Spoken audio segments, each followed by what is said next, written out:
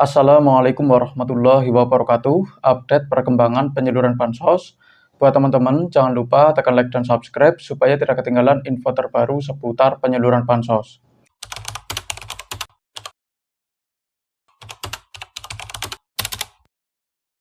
Nah, oke, kita langsung saja ke informasi yang pertama. Ini mengenai update PKH dan BPNT untuk tahap yang kedua ya.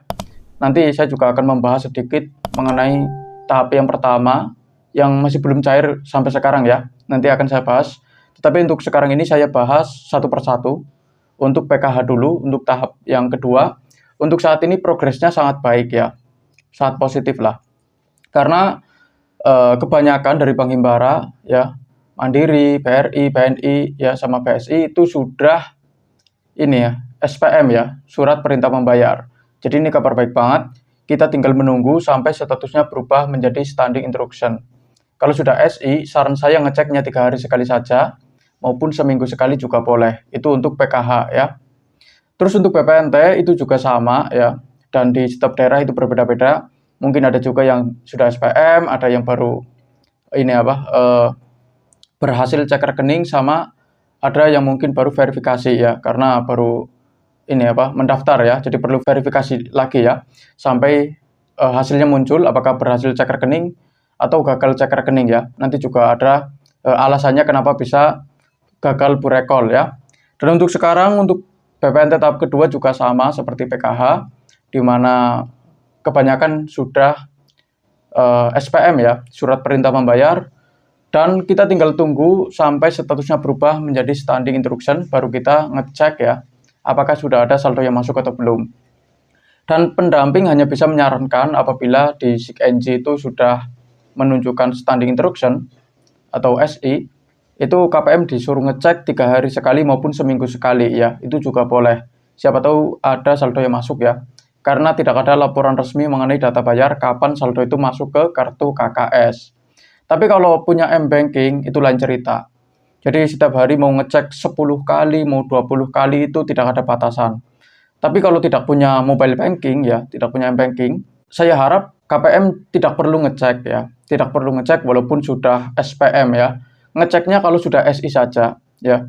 Karena saya khawatir nanti pas ngecek belum ada saldonya, terus jauh-jauh ya, kasihan ya. Datang ke ATM maupun datang ke agen kayak gitu, tapi pas dicek ternyata belum ada saldonya, nanti saya khawatirkan itu kecewa.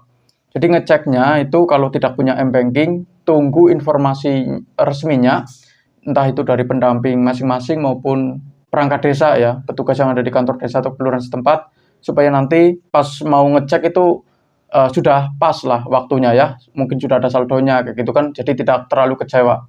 Tapi kalau punya M-Banking itu lain cerita, bebas ya, tidak ada larangan.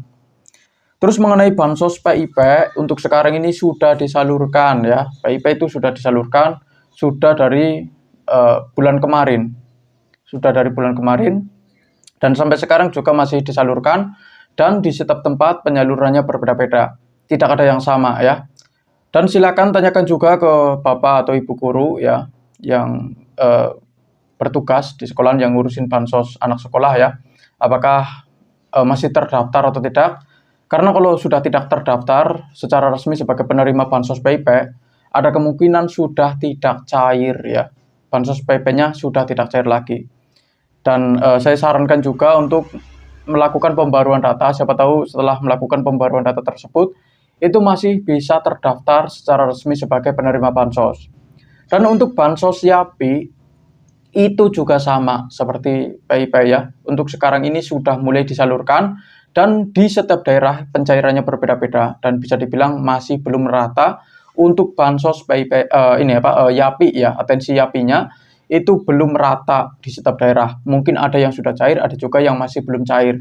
Jadi tidak boleh disamakan daerah satu dengan daerah yang lain, karena itu sudah berbeda kepengurusan ya. Cepat atau lambatnya pencairan bansos itu juga tergantung pada kesiapan data dari pemerintah ya. Itu yang perlu diingat. Terus mengenai bansos pangan, ini juga penting ya untuk saya sampaikan. Bansos beras 20 kg dan minyak goreng 4 liter, alokasi 2 bulan sekaligus yang sampai sekarang masih belum cair ya. Itu statusnya masih terkendala ya. Dan di daerah saya sendiri juga masih terkendala didistribusi ya, jadi masih lama. Ada yang sudah cair, ada juga yang masih belum di daerah saya, daerah Jawa Tengah ya. Apalagi khususnya di daerah saya sendiri, bagian selatanan, daerah Cilacapan, itu masih menunggu untuk pencairan bansos beras 20 kg sama minyak goreng 4 liter ya. Walaupun mungkin sudah ditunggu dari bulan puasa kemarin, tetapi ternyata terkendala distribusinya. Sampai sekarang juga masih belum ada pencairan, dan kita tunggu semoga di minggu awal atau di pertengahan bulan, karena batas waktunya itu akhir bulan ini ya, perpanjangan waktunya, itu ada kabar baik terkait penyaluran bansos beras 20 kg sama minyak goreng 4 liternya ya. Dan kenapa bansos untuk tahap pertama itu sampai sekarang belum cair ya, atau tidak cair, itu ternyata banyak banget penyebabnya ya. Dan ini juga sangat berpengaruh untuk tahap yang kedua. Mungkin yang akan nanti saya jelaskan ya, itu juga akan ada sangkut pautnya dengan yang tahap kedua ya. Kenapa kok tahap pertama dapat, terus tahap kedua itu tidak dapat, atau tahap pertama tidak dapat, sampai sekarang tidak dapat, itu juga sama ini nanti penjelasannya. Yang pertama itu ya, yang pertama itu karena ada masalah data ya. Jadi datanya itu pas dicek itu tidak sama, tidak sinkron dengan Dukcapil ya. Jadi ada kesalahan ya. Karena sekarang kan ada pembaruan data ya. Jadi KPM baru itu banyak yang mendaftar, ternyata belum diperbarui datanya. Namanya salah, tempatnya salah, tanggal lahirnya salah ya. Contohnya kalau di Jawa itu yang paling susah itu kalau KTP sama KK-nya itu beda. Di Jawa biasanya itu kan ada alias-aliasnya ya. Contoh, Saprol alias Supri ya. Itu sebagai contoh saja ya. Saprol alias Supri kayak gitu kan. Namanya aslinya contohnya Saprol kayak gitu kan. Nah, itu yang bikin repot ya. Jadi itu yang menyebabkan kenapa sampai sekarang masih belum cair bansosnya ya. Itu bisa disebabkan karena datanya itu tidak sinkron ya. Terus data yang tidak valid itu juga sangat berpengaruh terhadap pencairan bansos. Contohnya tiba-tiba ada KPM yang pindah tempat ya, pindah tempat tanpa sepengetahuan petugas. Terus ada anggota keluarga baru ya, ada yang meninggal dunia di dalam satu kakak ya. Sama status pernikahannya berubah, yang tadinya mungkin menikah terus cerai, itu juga harus lapor, karena kalau tidak lapor ada kemungkinan datanya itu dianggap tidak sah, tidak mutakhir ya, dan perlu dimutakhirkan. Karena kalau tidak sinkron sama tidak mutakhir, itu saya rasa tidak mungkin bisa terdaftar sebagai penerima bansos ya. Jadi silakan bagi KPM yang sekarang belum sinkron, mungkin ada kesalahan penulisan nama, tempat sama tanggal lahir, terus KK-nya belum diperbarui, yang yang lama belum ada barcode-nya ya. Itu silakan diperbarui ya, karena memang untuk sekarang ini lebih diperketat supaya bansosnya bisa tepat sasaran ya. Terus kalau ada petugas yang salah input data, ya untuk sekarang ini, untuk minggu-minggu ini, itu juga sangat berpengaruh untuk tahap yang kedua. Maksudnya, kalau sekarang sih enggak ya. Maksudnya tahap yang ketiga nanti, itu akan sangat berpengaruh ya.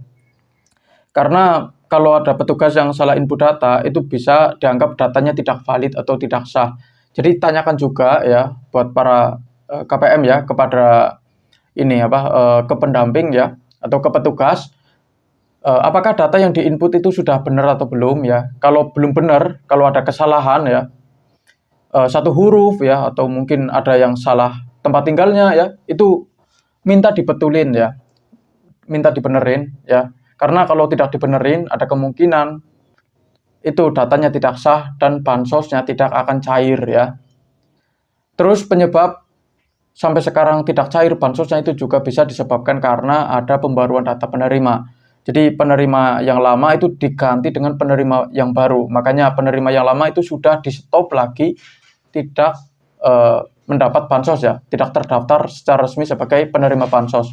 Karena diganti oleh penerima yang baru ya, di daerah tempat tinggalnya ya.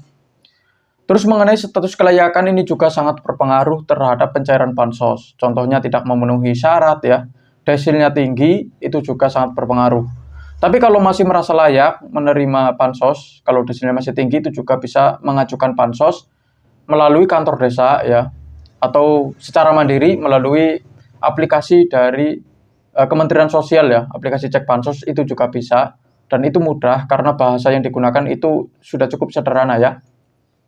Terus kalau ada anggota keluarga yang jadi TNI, ya jadi polisi, itu juga bisa menyebabkan bansosnya berhenti ya. Karena dianggap ada anggota keluarga yang terdaftar sebagai aparatur sipil negara, itu tidak boleh. Jadi saran saya kalau ada mungkin anaknya ya yang berpotensi sebagai aparat ya, itu kakaknya dipisah ya. Jadi yang kakak keluarga sendiri, anaknya sendiri ya. Jadi yang mau jadi tentara maupun jadi polisi itu dipisahin ya, supaya tidak terpengaruh ya. Karena itu juga yang menyebabkan bansosnya tidak cair ya, kalau ada anggota keluarga yang menjadi aparatur sipil negara. Itu yang perlu diingat. Terus ekonomi meningkat, itu juga sangat berpengaruh ya. Jadi kalau penghasilan sudah meningkat ya, itu ada kemungkinan bansosnya akan diberhentikan ya. Entah itu melalui graduasi mandiri maupun graduasi by system, karena itu juga akan terdeteksi ya. Apalagi kalau punya kartu rekening mungkin ya, yang lain lah, contohnya dari bank BCA terus saldonya banyak ya. Terus sistem itu mendeteksi kalau orang tersebut sudah masuk kategori mampu ya. Itu ada kemungkinan ya bansosnya akan diberhentikan. Terus berikutnya yang tidak mungkin dapat bansos lagi ya, maksudnya itu ada kemungkinan susah untuk mendapat mengajukan bansos lagi itu kalau KPM-nya sudah tereksklud, dikeluarkan ya. Apalagi kalau alasannya itu mungkin bansosnya disalahgunakan ya, buat beli skincare lah atau buat foya-foya atau ada keperluan yang lain ya yang tidak diperbolehkan, ada kemungkinan itu tereksklud. Tetapi kalau cuma exclude saja ya, tidak ada keterangannya lain, itu masih ada harapan ya. Jadi untuk sekarang ini memang yang dapat bansos itu untuk KPM yang berada di desil 1, 2 ya. Prioritas pemerintah itu desil 1 dulu, terus dilanjut desil 2. Kalau desil 1 dan 2 sudah terpenuhi kuotanya, baru dilanjutkan ke KPM yang berada di desil 3 dan 4 ya. Jadi kalau ada yang bilang desil 3 sama 4 sudah tidak dapat bansos reguler, baik PKH maupun BPNT, itu bisa dipastikan berita tersebut bohong ya. Karena yang sudah tidak dapat bansos reguler, itu KPM yang berada di desil 5. Yang kemarin, maksudnya yang tahun-tahun dulu kan masih bisa dapat sembako. Tapi untuk sekarang sudah tidak dapat lagi sembako ya. Tapi masih tercover sama KIS PPIJK ya. Jadi kesehatannya itu masih tercover. Karena untuk desil 5 sendiri itu sudah dianggap keluarga mampu ya. Jadi ya tidak perlu lagi berharap bisa mendapatkan bantuan PKH maupun BPNT ya. Karena itu diperuntukkan bagi keluarga miskin, rentan miskin ya, lansia ya, terus orang yang masih pengangguran, yang sekarang susah cari makan ya. Itu lebih tepat sasaran dibagikan kepada orang-orang yang membutuhkan dibandingkan dibagikan kepada orang yang mampu secara ekonomi. Itu yang perlu diingat ya. Terus untuk sekarang ini, untuk bansos yang masih terkendala itu banyak banget. Terutama bansos beras sama minyak goreng itu juga masih terkendala, walaupun di beberapa daerah sudah mulai disalurkan. Maksudnya masih disalurkan, tetapi masih belum merata ya, karena terkendala distribusi ya. Jadi harap ditunggu. Terus untuk PIP ya, sama YAPI itu juga masih belum rata. Kita tunggu saja, siapa tahu nanti ada kabar baik terkait penyaluran bansos tersebut. Nanti juga akan saya buatkan konten seperti ini ya. Informasinya akan saya tuangkan dalam konten seperti ini ya. Dan mungkin cukup sekian ya video pada kali ini ya. Dan apa yang perlu saya sampaikan sudah saya sampaikan semua mengenai masalah bansos yang sampai sekarang tidak cair ya.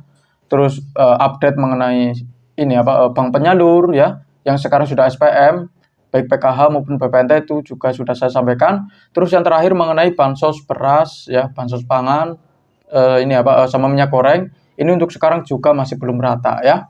Dan sekian dari saya. Terima kasih sudah menonton video ini sampai habis. Jangan lupa like, komen, dan subscribe. Kita berjumpa lagi di video berikutnya. Wassalamualaikum warahmatullahi wabarakatuh.